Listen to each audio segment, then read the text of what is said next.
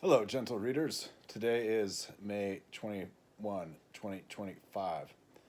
So today I thought here in Logos 2000 that there would be some more consideration of the Ruliality in foundations, and particularly with sort of a consideration further of Bertrand Russell's usage of the words isolation and significance, and the dual meanings that has with regards to the expansion of comprehension and the restriction of comprehension, those being these so key understandings of what it means to be able to deliberate upon and contemplate a theoretical setting, and to not merely have a half account, yet further more to basically enforce the strict relevance to things.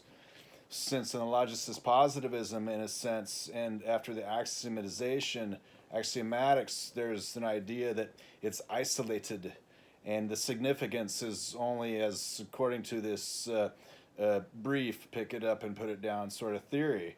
And so the significance and isolation there are already of after other odds. In one sense, it's isolating itself from other what may be relevant concerns, and on the other hand, it's isolating itself away from what would dispute it.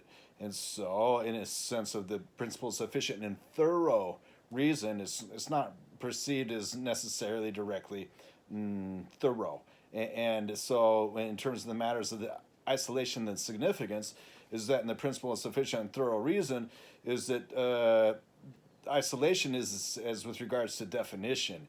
And so it's not isolated at all in the entire universe of things that it is. The context, the thing in the universe is everything that it is not. It's just another way to define identity, is not just something what is, like the apple, but this is, again, from an earlier discussion, the idea of if you remove an apple from the entire universe, the void that is left from it is it. And so it's just kind of builds from all these usual notions of the, how you might say, A theory, the axiom is natural deduction, so what arrives at a paradox-free reason, and these kinds of things to make it so that the context makes for it to be so that the isolation and the significance has it so that then the objects in this theory are not needfully isolated from other concerns, basically grab bag ad hoc theories of any sort that can simply dispute it. That these are the sorts of things then for Russell's notions of relevance and significance, or isolation and significance, what they mean for comprehension and relevance. So let's take a look at that here in a minute.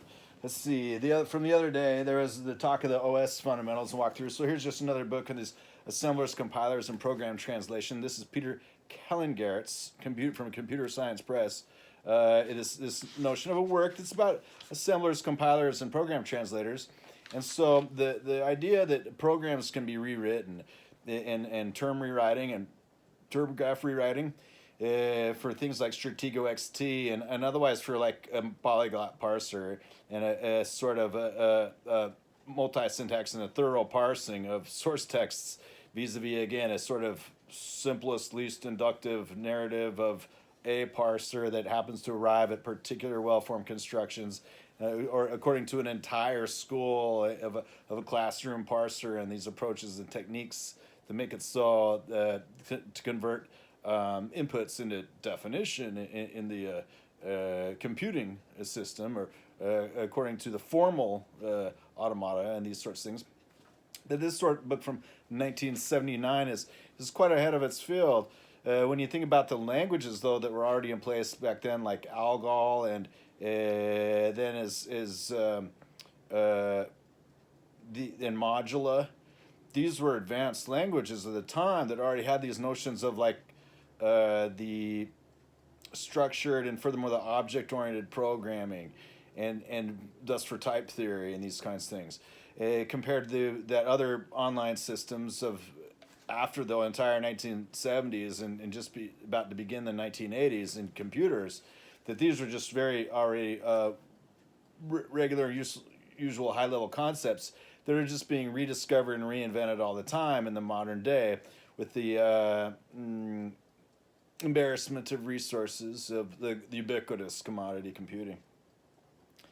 Many computer professionals will be concerned with the design of application systems, the increasingly widespread use of microprocessors. Many books on translators often treat only a few types, often compilers alone, or perhaps assemblers and loaders. So this is about kind of the tool chain. And then as with regards to term graph rewriting and rewrite systems in the large, and as with regards to type theory and the lambda calculus, in a sense, there's a ton of development in that for sure. And so then trying to figure out what that means for theories and the equi-interpretability of theories is for proof theory and model theory, that in relating systems of type theory or category theory to those which involve proof writing systems, computer algebra systems, for example, in matters of theory, and for logical sequence and logical calculi, as they may be so implemented in many ways. So with regards to algebras and the Boolean of the algebras in large part is it's digital, and inductive, then the idea of kind of the equi-interpretability of term graph rewriting and term rewriting is be able to relay that what can be made so in terms of one formal system can be made so in another. Then as regards to the kind of thorough temporal relevance logic, which is so necessary to establish a wider, fuller dialectic and make for the principle of sufficient and thorough reason, then the idea of a universal sort of term graph rewriting software that is able to take any sort of structure or definition and map it onto and over and about and around and into all of another type of model or definition is a large part of the notion of abstraction itself. And for the abstract and the concrete, and then the identity, equality, and tautology, about extensionality and intentionality, because so much goes into the practice of abstraction. That abstraction itself deserves a sort of formal treatment that sometimes might seem to be let out the end as kind of the end result. Like when Tarski says, I just like to write everything so it's down to terms and there's no constants left, or it's only constants. In terms of then that would being so succinct and concise, although it's just entirely laid out and open-ended, say, that the idea then that this could be made more thoroughly formalized, the abstraction, is for intentionality and extensionality, that in the relations of things, this is something I was thinking about after the Ruliality Foundations of last week or so, that there can be more about the projections and perspective to that's to be explored in the world of type theory. And then for proof theory and model theory, that the equity interpretability of different proof theories and systems together has a mathematics has a univocity. So somehow then that's, again, it results something that's sort of universal. And as well in terms of human language, and then about the universals. So getting into this sort of work is pretty much just about the tool chain of making it so that then specifications and inputs can result definitions, and thusly that then it can be translated in a sense to the embodiment or the fulfillment, the implementation of what's otherwise as a system, say. Many books, some books, tackle both translators and operating systems.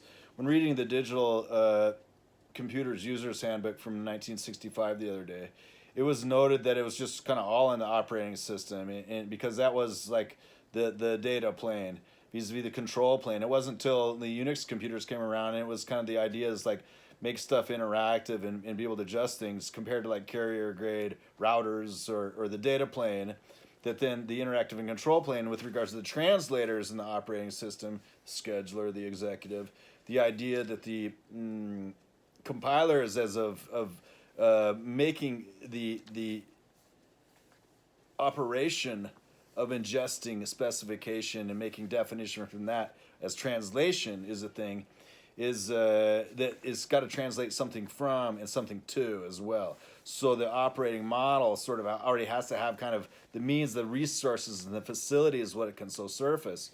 And then is what, with regards to what that can be translated to, with regards to like beliefs, desires, and motivations, and here wishes and dreams. It doesn't cost anything to dream, is the idea. And at the same time, wishes are hopeful, perhaps, and hopefully, one hopes, in the optimistic sort of sense.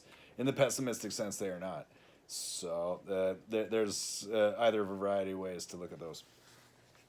Translators and operating systems. Designed for a text. The book is organized. Discusses 3 functions important to many different types of translators, both generative and interpretive. These are lexical and syntactic analysis, and the management of symbol tables.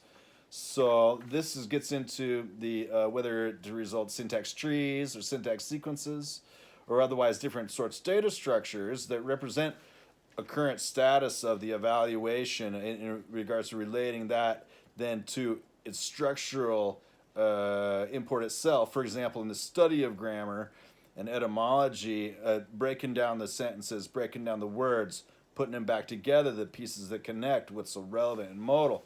And then after the syntactical analysis, correctness, and lexical analysis and correctness, and then for the meaning as relating to the symbol tables, as the author notes, that's a quite usual idea of then what that gets linked and loaded, or loaded and linked as it may be, in terms of the libraries available, in terms of what a translation exercise could be, and these sorts of things, with the idea that there's quite an idea how to figure out what the language may be of a computing system in an ecosystem of actors and agents in let's say a model of learning and a model of communication. So these are the kinds of things that this book starts to address in terms of then getting that implemented. Recursive descent is described as a top-down method chosen for its ease of implementation. Talks about syntactical and lexical analysis, text sequences, talking about assemblers, compilation. And the author, Calingaert, says, I became aware of many of the issues in translation through study of the thoughtful books by Frederick P. Brooks, Jr. and Kenneth E. Iverson of 1969, by Peter Wagner in 1968. My present or former colleagues, David B. Benson, Howard Elder, and Mehdi Jazari, taught me much about programming systems in general and translators in particular. Another colleague, Stephen F. Weiss, contributed substantially to the overall organization of the book and of the underlying course. And the students, and Paul and Ellis and Brian Kernighan and Paul Oliver and David Russell, and someone who helped to put the book together. So that's just as of the introduction from 1978. Objects, assemblers, program modules, parameter correspondence, program translation, source language processing, compilation, execution. So this is just another good book in the study of the operating system and the tools and the tool chain. Then a result is that this is sort of just another one of those things. Then some of the other stuff that I was browsing is from looking at that, where there's some more about program translation and really up into type systems and type calculus, and as for type inference, because it so well reflects the is, a, has, and then relations, and making for what usually are often called tuples of relation, object, verb, attribute, or these, they're called tuples, like with OWL or RDF tuples, triples here, a tuple being any given number of sequence many, and a tuple being a set associative sort of that. And then these triples basically connecting any two things by the relation that relates them. And then that in getting to that in the natural language processing and associating pretty much any two parts of speech and any two phrases and segments of a sentence in this manner with these tuples as triples, results sort of like an abstract syntax tree, then this further abstract syntax tree, and then that is with regards to the sequences, and then finally mapping that to all these matters of relation, and kind of like more than the two-body system around it, but the n-body or multi-body system around it.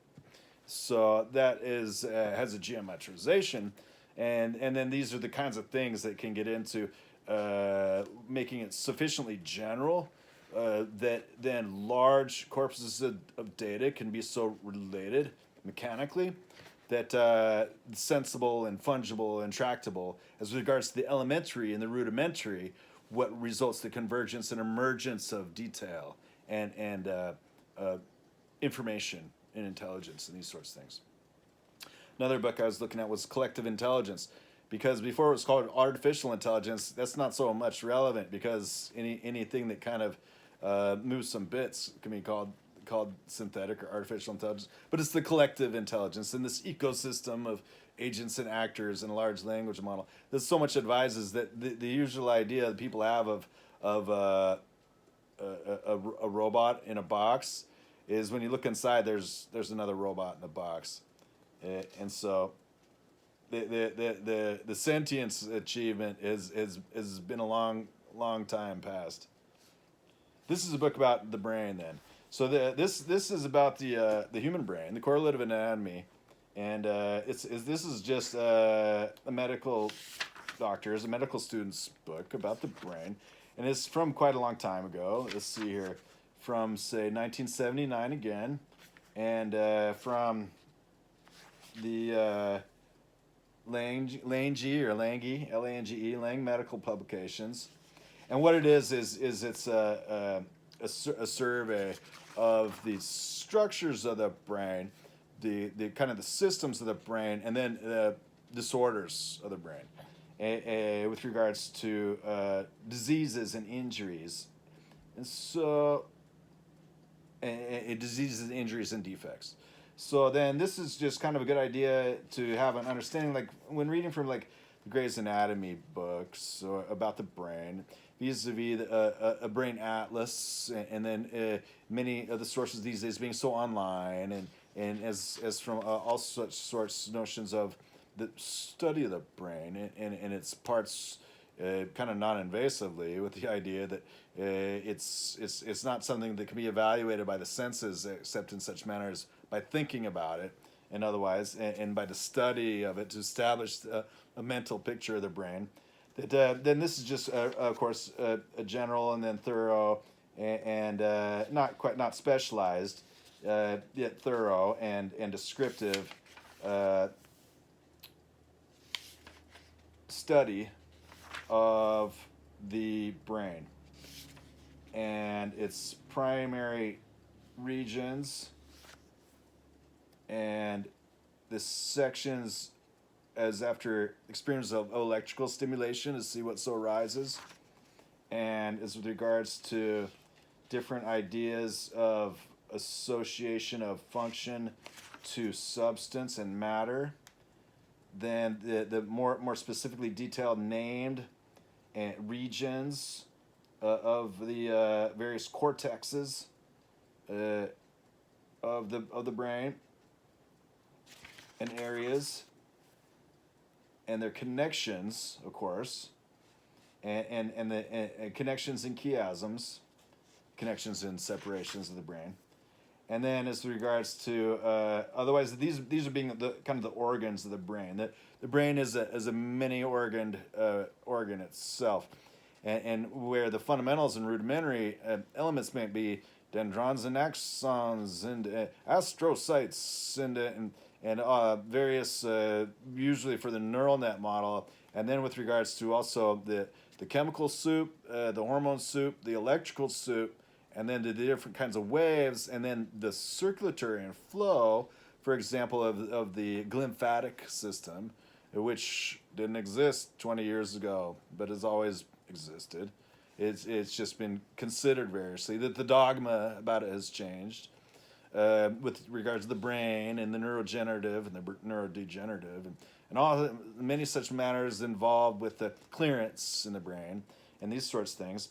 and that this sort of book on the brain is very thorough, and it's appreciated. It discusses the thalamus, the center of so much to do with hormones again, the control messages as with regards from the pituitary gland, as of right above the thalamus, and then as after and behind the optical chiasma, the center of the brain.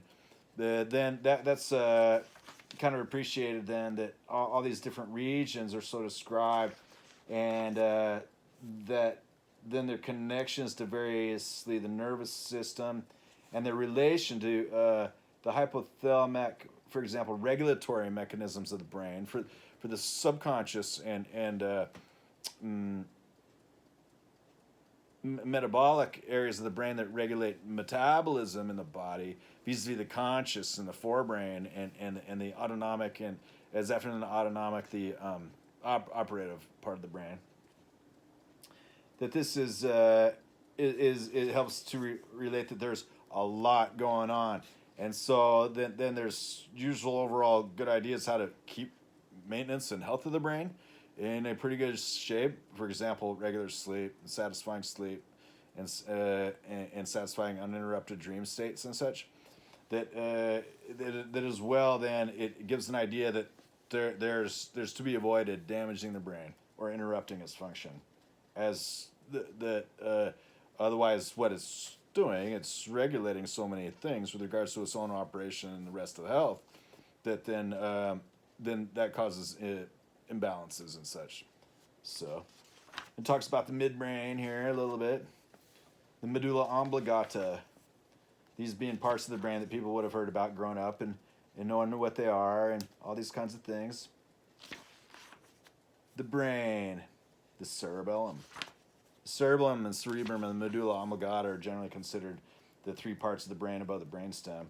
And then there's much going on, for example, of a mid-sagittal section of the cerebellum and labeled components of the molecular and granular zone and the zone of the white substances. The Purkinje cells, there's the Purkinje cells, and then these being, again, among other regions of the brain, dentate nucleus, the ensiform lobe of neocerebellum, globose and emboliform nuclei, culmen in the central lobe in the paleocerebellum, fastigial nucleus of vermis, brachium pontis, these being cellular structures in the brain. The normal decorticate midbrain, hindbrain, spinal, and decerebellate, these being levels of integration of various neural functions to the cerebral cortex, the hypothalamus and limbic system, the midbrain and thalamus, midbrain, the medulla, the lower medulla, the spinal cord. The ventricles, and that relating more of the connections and chiasms and the flow through the brain of heat, not light, electrical signals and chemical reactions and fluids. The brain. So that's pretty interesting and thorough. And then this is a book. It's a survey of sorts. It's called The Neurotourist. So Lonnie Frank wrote this book, and what it is about is a study about 15 years ago about the as modern as it was, say, in 2007, public-facing ideas of the operation of the brain and how it's possible to non-invasively, it can only be invasively. Nothing is non-invasive when it crosses the blood-brain barrier. The ideas of being able to read the brain as besides asking somebody with the brain to describe it.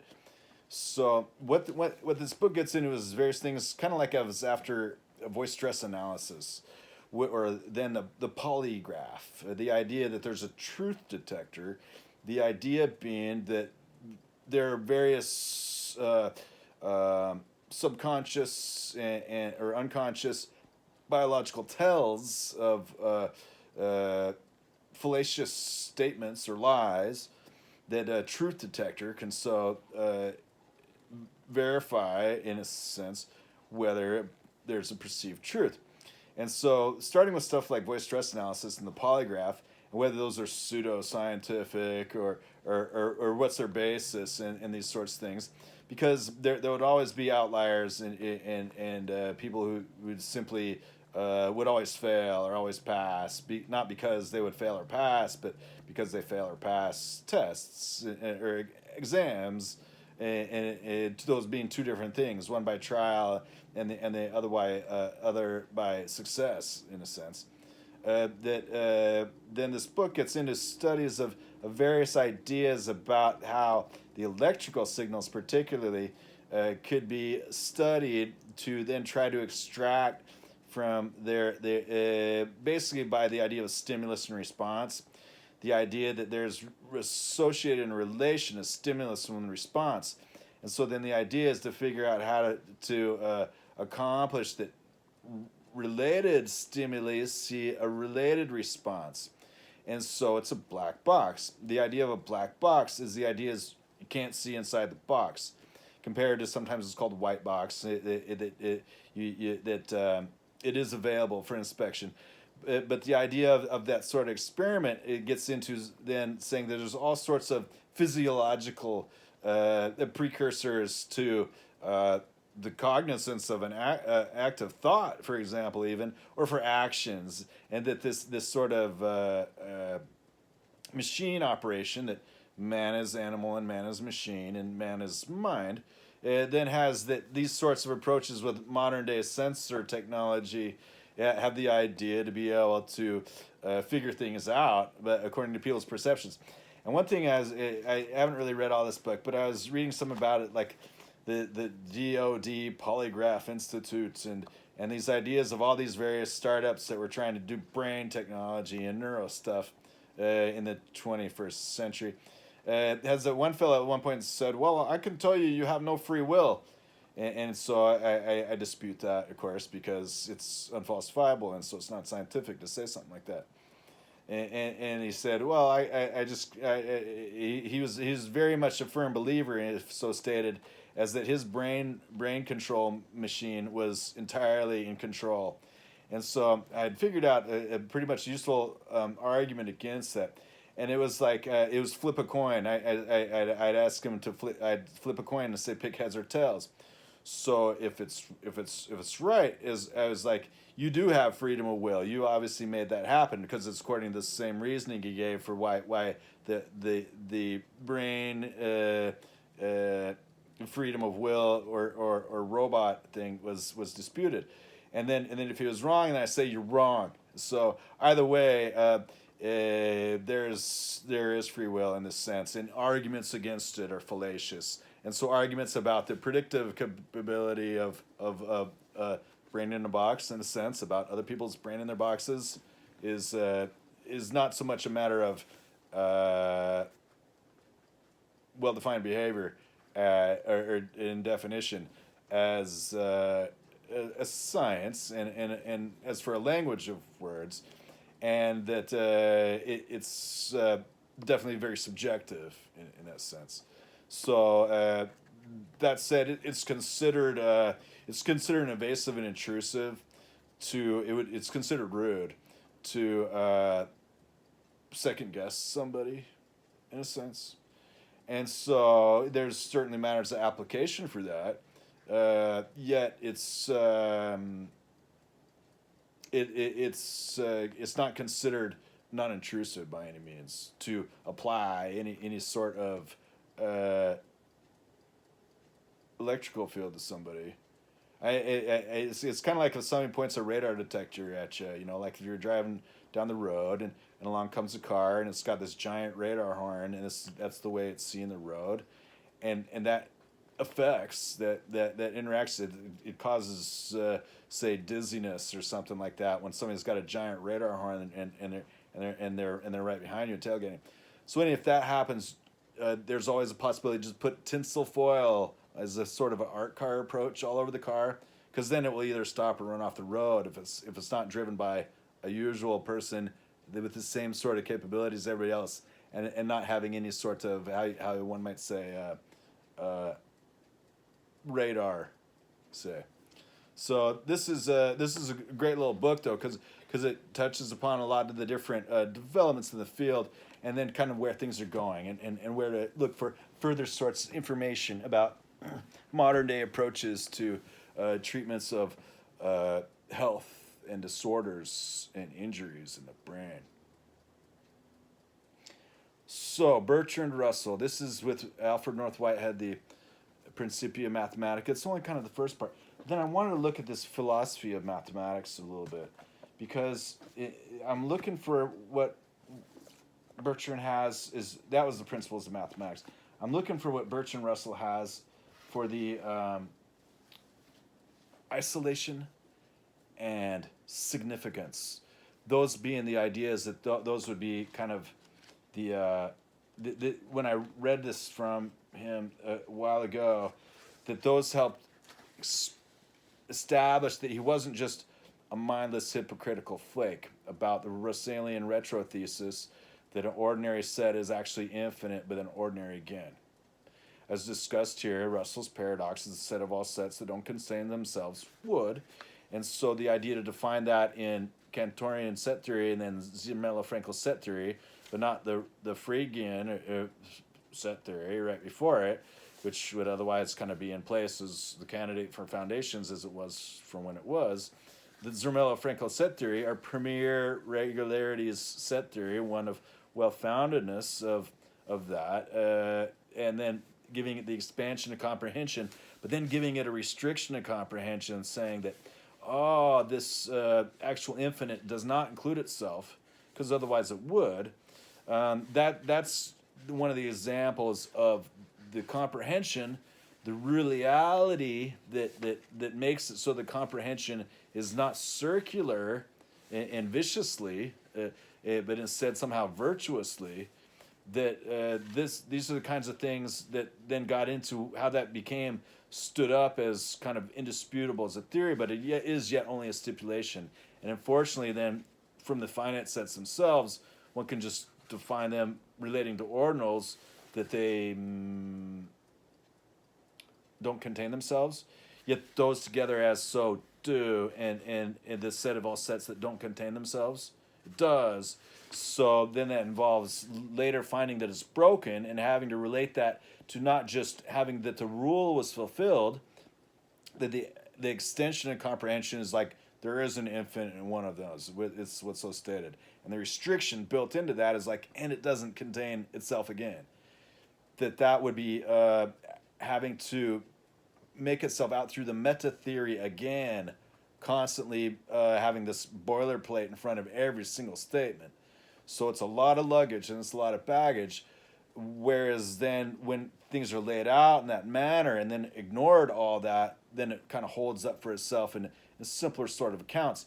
Yet then in these Rulialities that come together in these Rulia foundations, as they are for a theory where it is true, and there is a paradox-free reasoning, that when Russell pointed out tenderly and gently, one would hope, and tentatively though, to the significance and isolation of these things, he was talking about more than one thing at once, because it wasn't just so much that being its particular laser focus as that being that if you look to either side, he'd probably get some vertigo. And so then claiming to declare what goes on around this, then I won't speak too much more with regard to some other statements of Russell, like his debate with Copleston saying that lay people don't deserve to know, or that there was different words for these sorts of courses and for people who actually study logic, that being kind of like Bertrand Russell is a flake. And then the other one, when is about ex falso quod libe, when he says, oh, well, if 1 + 1 = 2, then I can prove anything. And it's like, no, you can't. You can't even prove 1 + 1 = 2. That's not a proof. And so, but otherwise, I just wanted to kind of make it so here that as a logician, for as much as he may be conscientious, because we give a generous reading of especially these sorts of things that have a quite correspondent, coherent, and pragmatist attachment with other people's ideas, what's true. That then this is the idea here that trying to figure out when Russell does use these words as isolation and the significance of what he hopes to gain vis-a-vis, actually what it says. The significance when things are just like, and this is the significance in my blind faith in the Russellian retro-thesis, that it's not just going to be torn down and I'm going to be not going to be called the hypocritical flake, signed Bertrand Russell. Those are what I was kind of garnering from. Otherwise, what I would make an ingenerous reading of it. And that after translation and the equi-interpretability with other theories of their own realities, they all have to fit into one heno-theory of the whole thing. So it's all one theory, is the idea. The last sentence in Appendix C say, the paradoxes rest on the confusion between factual and assertive propositions. This gets into Quine, and Quine's like levels of relevance and considerations of when something can and can't be ignored, and that things are. That Quine is a little bit more conscientious about. It's like we're ignoring this and we're actively ignoring this, though I'd be happy to talk about it. Whereas Russell's more like we're ignoring this and it doesn't exist. And I won't be told. These sorts of things. Then this idea that there's a difference between factual and assertive propositions.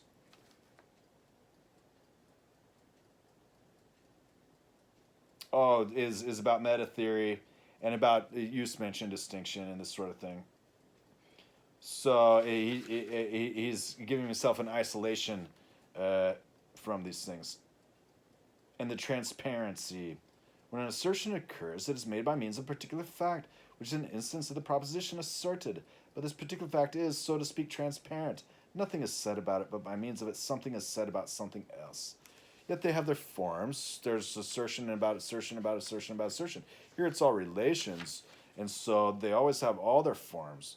And then that we have some that are particularly brief and amenable, like the traffic lights or flipping a coin. These are not yet to relate that it disconnects them at all from every single one of those.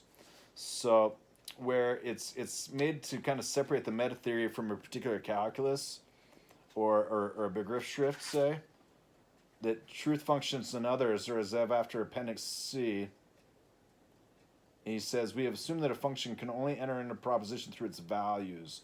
Here it would be as more for its spaces and its domains as well. It's relations in their domains.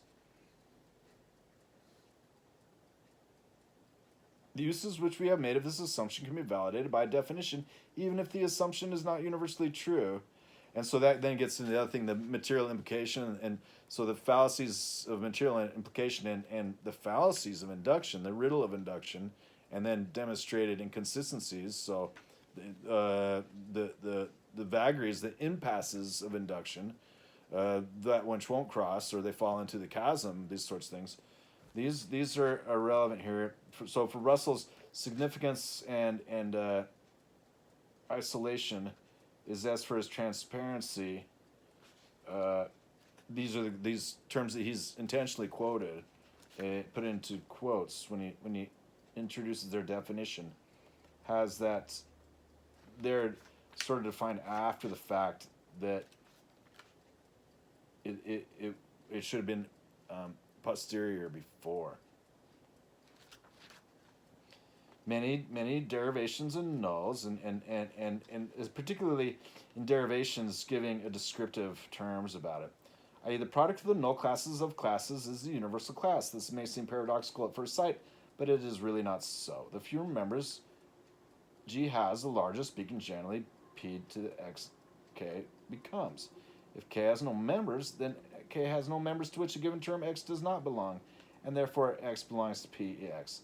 So this is about in the section classes and classes, or section 40 here, section E, products and sums of classes about that. There's lots of things in the null and the universal, particularly when, for example, there's given in set theory, the idea is like, well, there's one empty set, there's one nothing, but there could be just infinitely many of all these different types.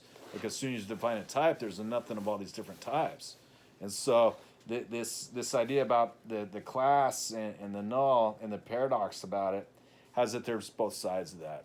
So I think when Russell says something that's paradoxical, it basically establishes there's a multiplicity. And it's sad because sometimes then he just makes a duplicity, and that in the sense of an indirection, instead of kind of a panoply of things that for the singularity theory and multiplicity theory.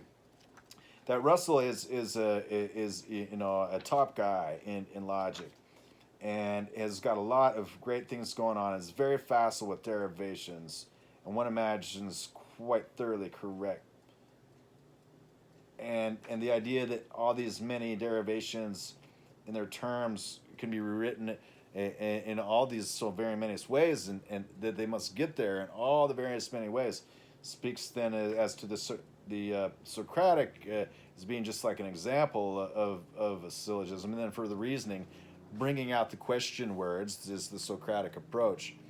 Then is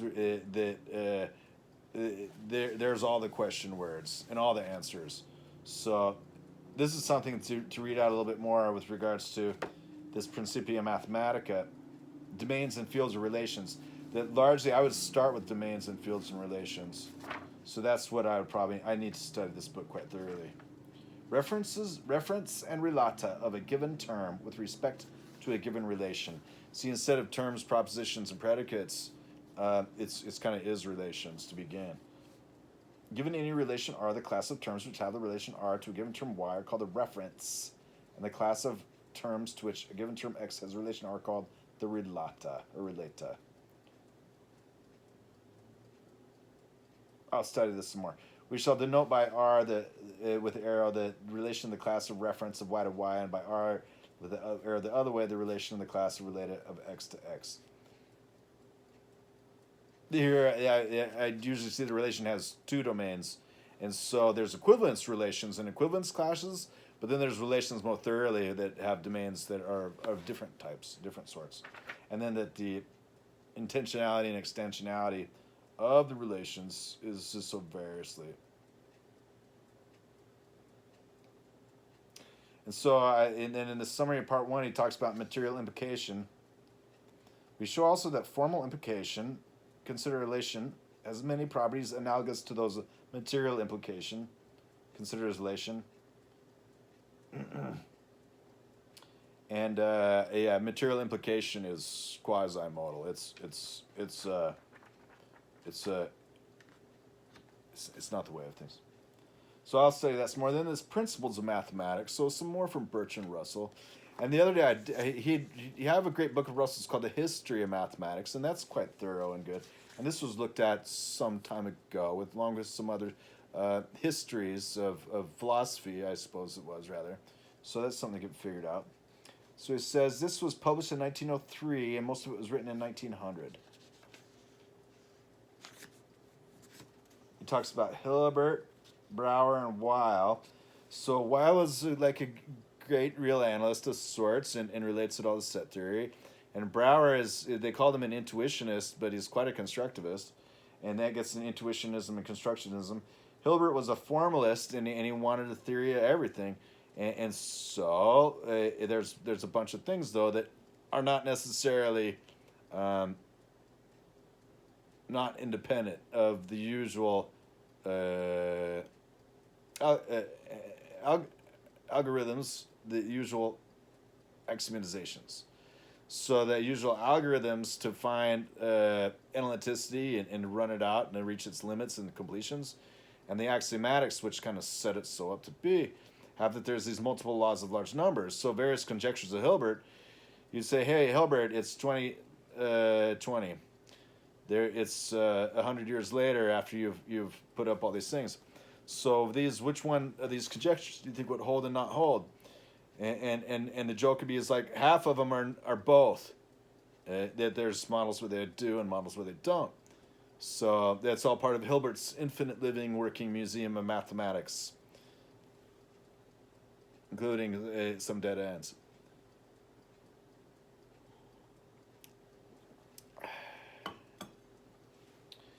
Jorgensen's Treatise of Formal Logic.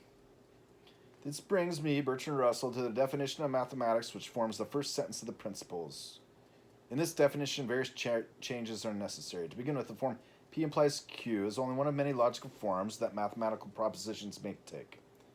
I was originally led to emphasize this form by the consideration of geometry. It's clear that Euclidean and non-Euclidean systems alike must be included in pure mathematics.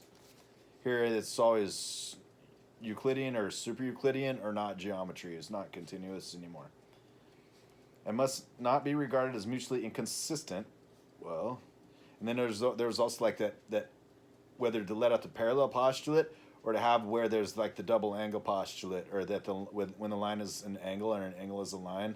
That was one of the ideas here about another way to make super Euclidean geometry, whether it's super Euclidean or whether it's non-Euclidean to let out the parallel postulate, whether it's just matters of perspective and projection, these kinds of things. It varies. We must therefore only assert that the axioms apply to propositions, not that the axioms are true, and therefore the propositions are true.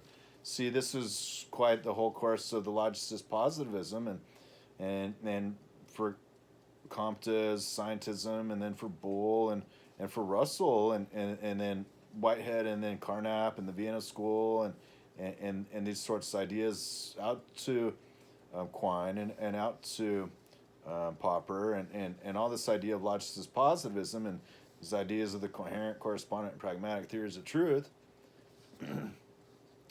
Because Russell is not having a strong mathematical Platonism that gives him also that there's mathematical truth. And besides that, the material implication makes stuff that completely untenable otherwise as well. Because it has the direct ways to keep it from just being wrong. Just say, well, it's not saying anything anyways. It's like, well, then it's wrong when you just said that nothing that doesn't say something can be considered saying anything at all. It doesn't even exist. And so, yeah, the problem with this sort of approach of saying something doesn't exist, that's a mathematical thing that exists, is that the exact way that gets to making that so makes that entire line of argument subject to its own deconstructive account. So that's. And he says, to a more serious matter, namely the statement that neither P nor Q contains any constants except logical constants. So the difference between the logical and the non-logical is that the logical are purely logical things. They have truth values. They're objects of the logical universe, the universe of logical objects. So when you say something is non-logical or properly logical, or non, to avoid saying something's non-logical is saying that's illogical. It's lacking reason. Non-logical or properly logical objects are any like real thing or anything of a theory that has any kind of attachment to anything that's real in the world, because they have all the relations that a given logic that's closed may not contain in itself. So there's purely logical elements of the objects of a logical theory, and then there's a properly or non-logical. And so then relating that to what he says about propositions P and Q, Bertrand Russell says, I postpone for the moment the discussion as to what logical constants are. Here would be just members of this Comenius language, or a geometric universe, and then that's what they are. That's the heno-theory, where the objects of the mathematical universe are the objects of the logical universe. Given a mathematical universe hypothesis, they're also objects of what is the real universe. That these are kinds of things to figure out. Assuming this known, my present point is that the absence of non-logical constants, though a necessary condition for the mathematical character of a proposition, is not a sufficient condition.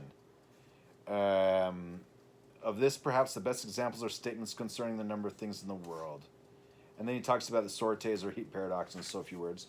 The Sortes or heap is kind of like there's a pile of sand, it's a heap. Okay, so remove 1 grain. Well, it's still a pile of sand. It's like, well, how many grains do you have to remove till it's not a pile of sand anymore? How many grains of sand does it make a pile? The idea being that it's never going to happen one by one because you cannot appreciably reduce a pile, a heap of sand. And so that relates to things all the way back to the sand reckoner. And so sorites, or SORITES, or the heap, is this sort of the idea of that something that completes eventually reaches past this inductive account. It never completes, and then that it makes a degenerate case at the end, kind of like the liar paradox. It's like, well, there's no more heap left. It's just some sand, and then it reduces to zero. This is what deductively happens. Similarly with the little end of Zeno's geometric series, that otherwise that Zeno's arguments establishing that neither motion nor time nor change at all occurs, does all the time. This is an example then for Russell saying the number of things in the world.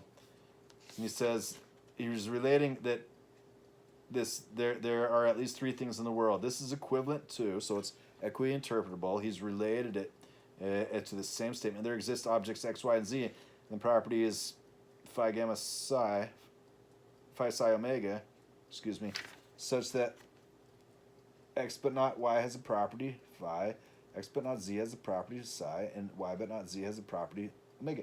So this is establishing that there's an ordering, and so you relate that in the heno-theory. What's most fundamentally is that it's an ordering theory. Here's some ordinals. They count sequence. They establish their difference and their increment, and they got a Ruliality in this manner. It's well ordered, vis-a-vis the usual Ruliality of set theory that is well founded, and the usual Ruliality of the illative that it's well dispersed. These kinds of things. This statement can be enunciated in purely logical terms, and it can be logically proved to be true of classes of classes of classes, and of these there must in fact be at least 4, even if the universe did not exist.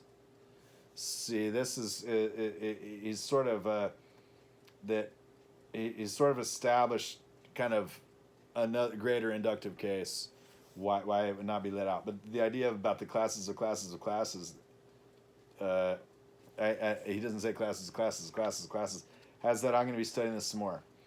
Now, the other chapters in this book include as of about space, dimensions and complex numbers, space, matter and motion is a chapter in this book. And I haven't really read this, so I'm going to have to. I've leafed through this before as much as like this. Projective geometry, dimensions and terms, dimensions and complex numbers, infinity and continuity. Of course, that's one of my favorite subjects of all.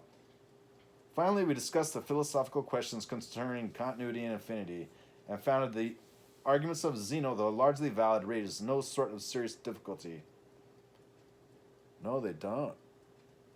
Having grasped clearly the twofold definition of the infinite as that which cannot be reached by mathematical induction, starting from 1, so that which has parts which have the same number of terms as itself, definitions which may be distinguished as ordinal and cardinal respectively, we find that all the usual arguments, both as to infinity as to continuity, are fallacious, and that no definite contradiction can be proved concerning either, except that there's not both of those in the usual theory that would be given as ordinary and Miller-Frankel set theory.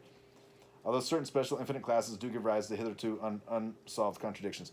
So ordinals and the cardinals are usually written right next to each other and said, we have an ordinal assignment to our cardinals, and we have a cardinal assignment to our ordinals. But ordinal and cardinal arithmetic are different. And the idea that's Russell's twofold, and it just gives them the back and forth, room to, step on one side and saying that's wrong, and step on the other one saying that's wrong. I can keep doing this all day.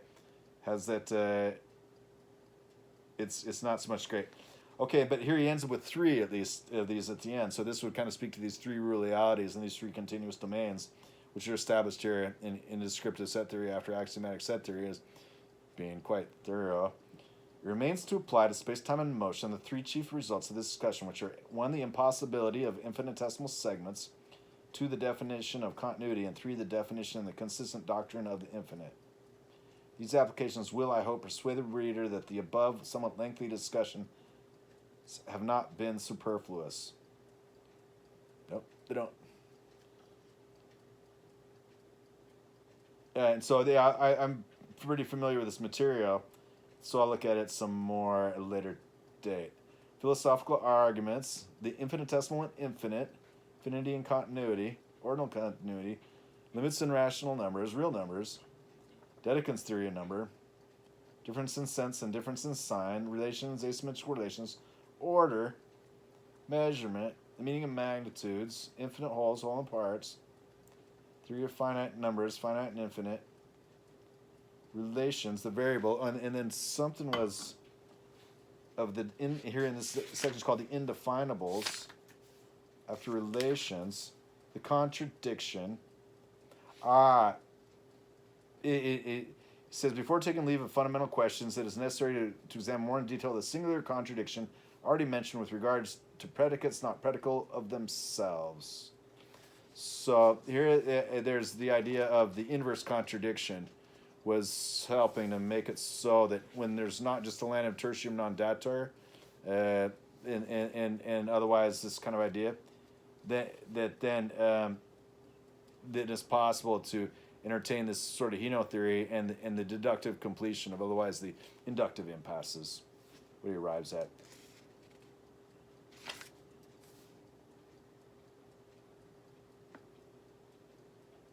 So that's framed then in relations. Relations and functions are the most fungible assortments of descriptions and statements about objects and models of domains of types. So Russell's ambitious and grandiose, and as with regards to his further readings, he's also very valuable. So in the course of his philosophical maturity and development over time, I'll continue to kind of look for more of some of his later substantive works and see what might have resulted in any kind of ideas. Because otherwise, he's painting himself as the perfect weak logicist positivist.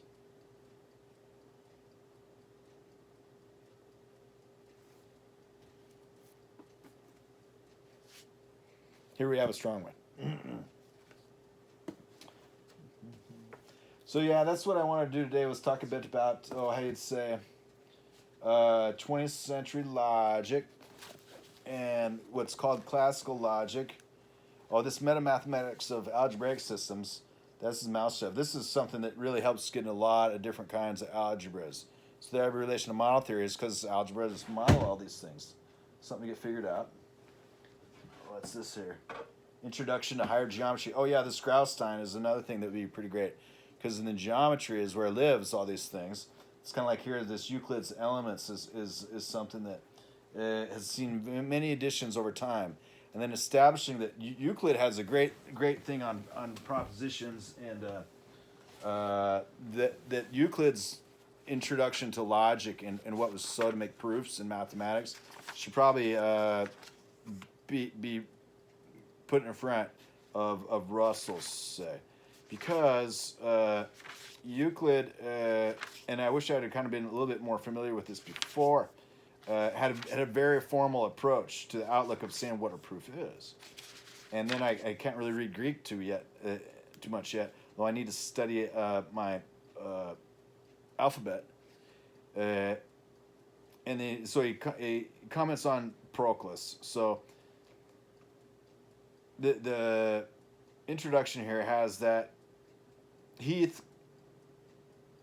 quotes extensively from Proclus, Proclus, 410 to 485 Common Era, and other commentators.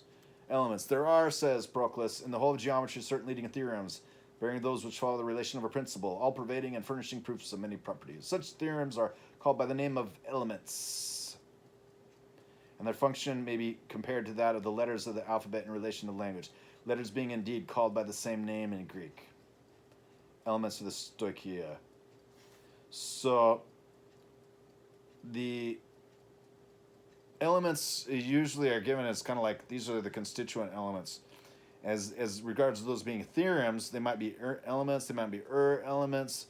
With regards to them being theorems, that's already kind of a meta theory about them. So this is the mathematical elements of a mathematical universe, a geometrical universe. And so that's kind of fair, but it's just kind of be separated out a little bit from what's the usual consideration otherwise, because the theorems are kind of about the objects of the elements, vis-a-vis the elements themselves kind of being of the same type, being of the same kind as the propositions and proofs they intend to entail. So that gets into the whole idea of what's a stipulation, what's an axiom, and all these kinds of things. So going on, the formal divisions of a proposition.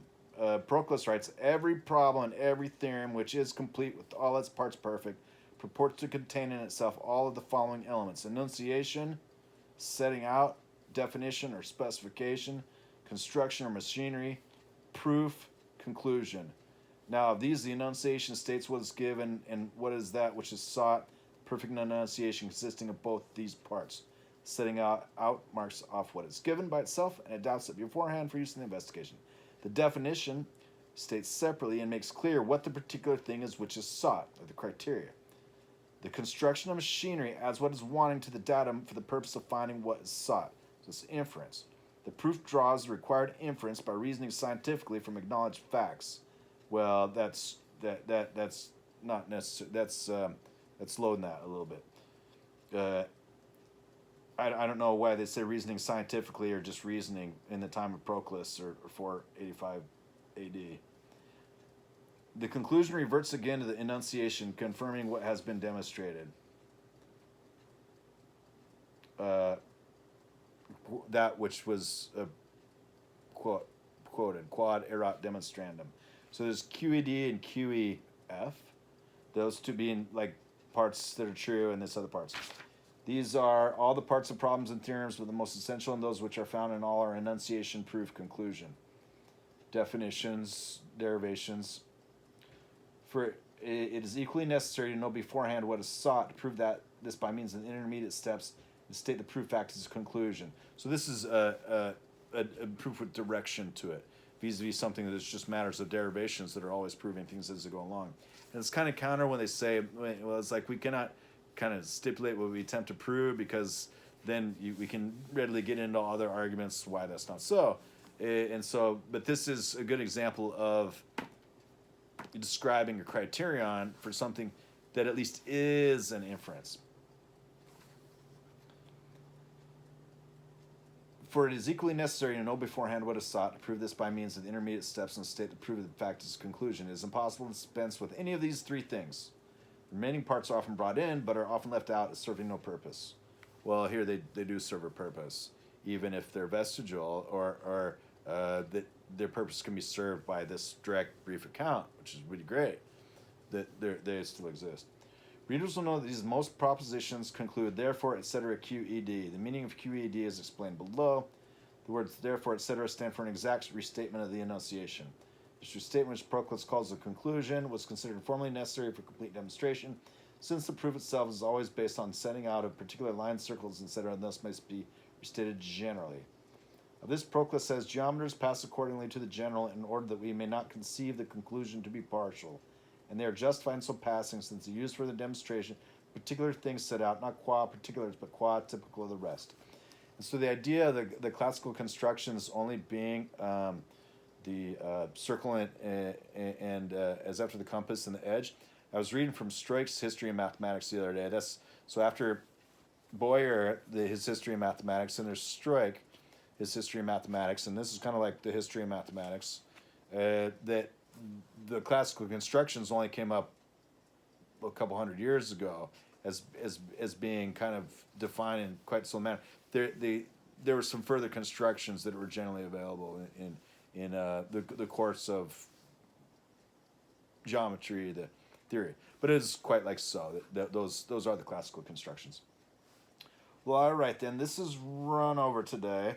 So quod erat demonstrandum and then quod erat faciendum show that which is to be shown and that which is to be done.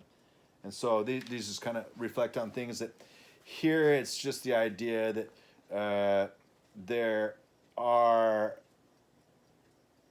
issues with 20th century and modern is called logic, and that in the 21st century we could still kind of follow the series of derivations and then arrive at this fuller dialectic because continuity and infinity. Hey, have a great day.